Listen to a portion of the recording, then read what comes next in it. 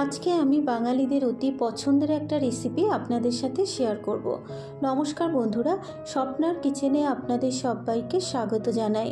আমার আজকের রেসিপি এঁচোড় চিংড়ি। এঁচোড় কিন্তু নিরামিষ আমিষ দুরকমভাবেই রান্না করা যায়। আজকে আমি চিংড়ি মাছ দিয়ে এঁচোড়ের রেসিপিটা বানিয়ে দেখাবো। আর এই রেসিপিটা কিন্তু বাড়িতে প্রায় সবাই বানিয়ে থাকে। গরম গরম ভাতের সাথে এই এঁচোড় চিংড়ি দিয়ে কিন্তু ভাত মেখে খেতে অসাধারণ লাগে।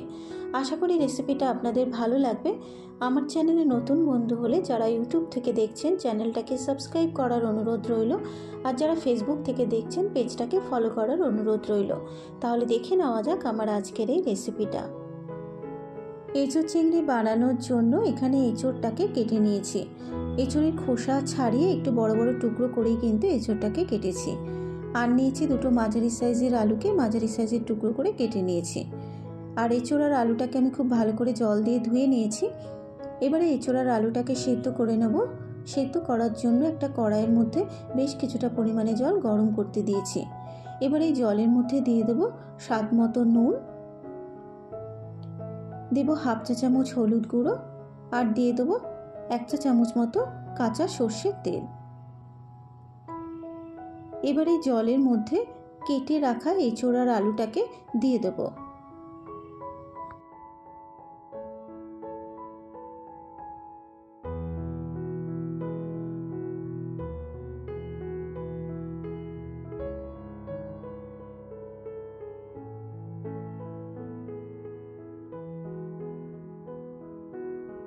এঁচোড় আর আলুটা জলের মধ্যে দেবার পর এবার একবার একটু নাড়াচাড়া করে নিয়ে মিনিট 15 ঢাকা দিয়ে এঁচোড় আর আলুটাকে সেদ্ধ হতে দেব। এঁচোড় আর আলুটা সেদ্ধ হতে হতে এখানে নিয়েছি আমি প্রায় 400 গ্রাম মতো চিংড়ি মাছ। এখানে একটু বড় সাইজের আমি চিংড়ি মাছ নিয়েছি, আপনারা চাইলে এর থেকে ছোট সাইজেরও চিংড়ি মাছ নিতে পারেন। চিংড়ি মাছটাকে ধুয়ে পরিষ্কার করে নিয়ে জলটাকে ঝরিয়ে রেখেছি। এবার চিংড়ি মাছের মধ্যে দিয়ে দিলাম স্বাদ মতো নুন, আর দিয়ে দিলাম হাফ চা চামচ হলুদ গুঁড়ো। নুন আর হলুদ গুঁড়ো দেবার পর চিংড়ি মাছটাকে খুব ভালো করে মেখে নিয়েছি। চিংড়ি মাছটা মেখে নেওয়া হয়ে গেলে এভাবে 10 মিনিট মতো চিংড়ি মাছটাকে রেখে দেব। 15 মিনিট পর এবার কড়াইয়ের ঢাকনাটাকে খুলে একটু চেক করে নেব যে এঁচোড় আর আলুটা সেদ্ধ হয়েছে নাকি।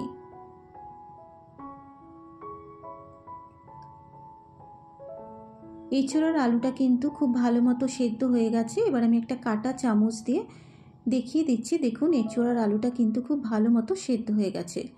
এবারে জলটাকে ঝরিয়ে নেব। এখানে এঁচোড় আর আলুর জলটাকে ঝরিয়ে নিয়েছি। এঁচোড় আর আলুটা সেদ্ধ হয়ে যাবার পর এবার চিংড়ি মাছ ভাজার জন্য কড়াইয়ের মধ্যে দিয়ে দিলাম 3 টেবিল চামচ সর্ষের তেল। তেলটা গরম হয়ে যাবার পর তেলের মধ্যে নুন হলুদ মাখানো চিংড়ি মাছগুলোকে দিয়ে দেব। এবারে গ্যাসের ফ্লেমটাকে মিডিয়ামে রেখে চিংড়ি মাছগুলোকে ভেজে নেব।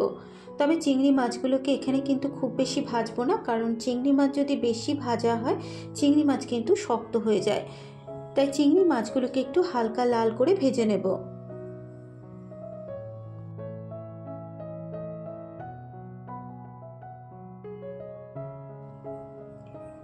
মিনিট 3 ক্রমাগত নেড়ে চেড়ে চিংড়ি মাছটাকে আমি হালকা লাল করে ভেজে নিয়েছি। এবারে চিংড়ি মাছটাকে একটা পাত্রের মধ্যে তুলে নেব।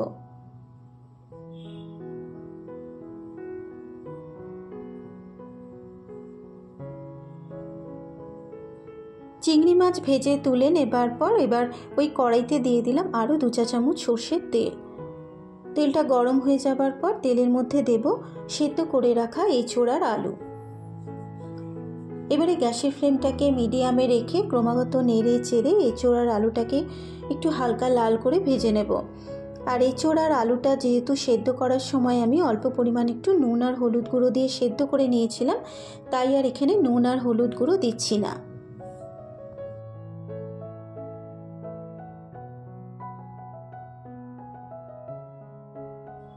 মিনিট 3 ক্রমাগত নেড়ে চেড়ে এঁচোড় আর আলুটাকে আমি হালকা লাল করে ভেজে নিয়েছি।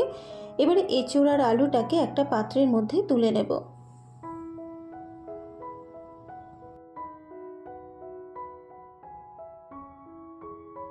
এঁচোড় আর আলুটা ভেজে তুলে নেবার পর ওই কড়াইতে দিয়ে দেবো আরও 2 চা চামচ সর্ষের তেল।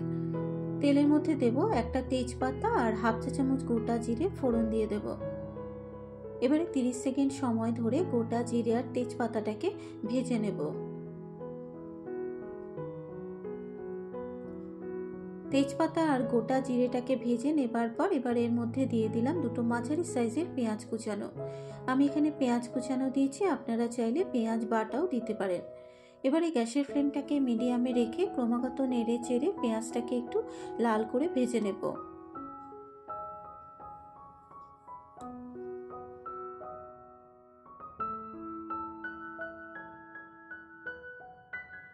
পেঁয়াজটাকে এখানে লাল করে ভেজে নেবার পর এবার এর মধ্যে দেব 1 চা চামচ আদা বাটা, 1 চা চামচ রসুন বাটা, 1 চা চামচ কাঁচা লঙ্কা বাটা, দেব একটা মাঝারি সাইজের টমেটো বাটা, দেব স্বাদ মতো নুন আর দিয়ে দেব 1/2 চা চামচ হলুদ গুঁড়ো।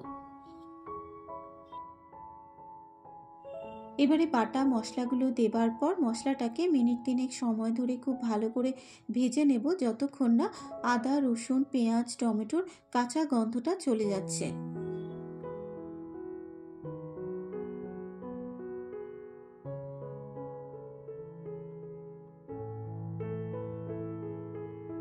মশলা থেকে যখন কাঁচা গন্ধটা চলে যাবে এবার এর মধ্যে দিয়ে দিচ্ছি 1 চা চামচ জিরের গুঁড়ো, 1/2 চা চামচ ধনের গুঁড়ো, 1/2 চা চামচ লঙ্কার গুঁড়ো।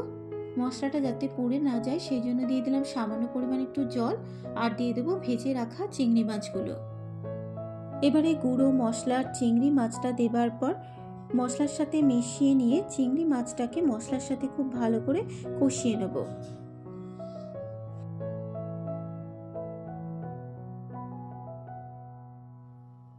চিংড়ি মাছটাকে আমি মশলার সাথে খুব ভালো করে কষিয়ে নিয়েছি। এবার এর মধ্যে দিয়ে দিচ্ছি ভেজে রাখা এঁচোড় আর আলু। আলু আর এঁচোড়টা দেবার পর এবার মশলার সাথে মিশিয়ে নেব।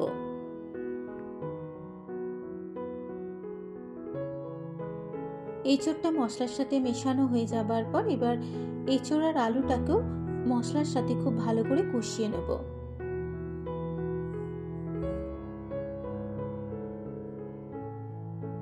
এঁচোড়টা মশলার সাথে কষানো হয়ে যাবার পর এবার গ্রেভির জন্য এখানে দিয়ে দিচ্ছি গরম জল।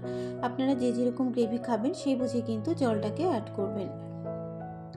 গরম জলটা দেবার পর এবার একসাথে সব কিছু খুব ভালো করে মিশিয়ে নেব।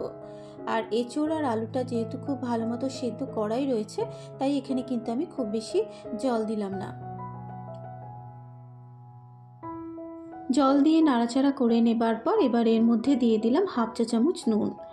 নুন দেবার পর এবার একবার একটু খুব ভালো করে মিশিয়ে নেব।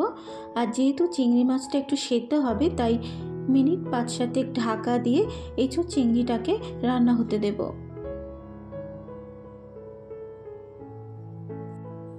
7 মিনিট পর এবার ঢাকনাটাকে খুলে একবার একটু নাড়াচাড়া করে নেব। আর চিংড়ি মাছটাও কিন্তু খুব ভালো মতো সেদ্ধ হয়ে গেছে আর এঁচোড় চিংড়ি প্রায় তৈরি হয়ে গেছে। সবশেষে এর মধ্যে দিয়ে দেবো টেস্টটা ব্যালেন্স করার জন্য সামান্য পরিমাণ একটু চিনি, 1/2 চা চামচ গরম মশলার গুঁড়ো আর দিয়ে দেবো 1/2 চা চামচ ঘি। এবারে চিনি গরম মশলার গুঁড়ো আর ঘিটা দেবার পর এঁচোড় চিংড়ির সাথে খুব ভালো করে মিশিয়ে নেব। সব কিছু মেশানো হয়ে যাবার পর এবার গ্যাসের ফ্লেমটাকে বন্ধ করে মিনিট 2-3 ঢাকা দিয়ে স্ট্যান্ডিং টাইমে রেখে দিলে তৈরি হয়ে যাবে আমার আজকের রেসিপি এঁচোড় চিংড়ি। গরম গরম ভাতের সাথে এরকম এঁচোড় চিংড়ি থাকলে আর অন্য কিছুর কিন্তু দরকার পড়ে না।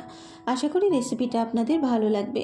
যদি রেসিপিটা আপনাদের ভালো লেগে থাকে আপনারা এভাবে একবার বাড়িতে ট্রাই করবেন ও আমাকে কমেন্ট করে জানাবেন রেসিপিটা আপনাদের কেমন লাগলো। আজকের মতো এই পর্যন্ত, আবারও হাজির হয়ে যাব অন্য কোনো নতুন রেসিপি নিয়ে। সুস্থ থাকবেন, ভালো থাকবেন, ধন্যবাদ।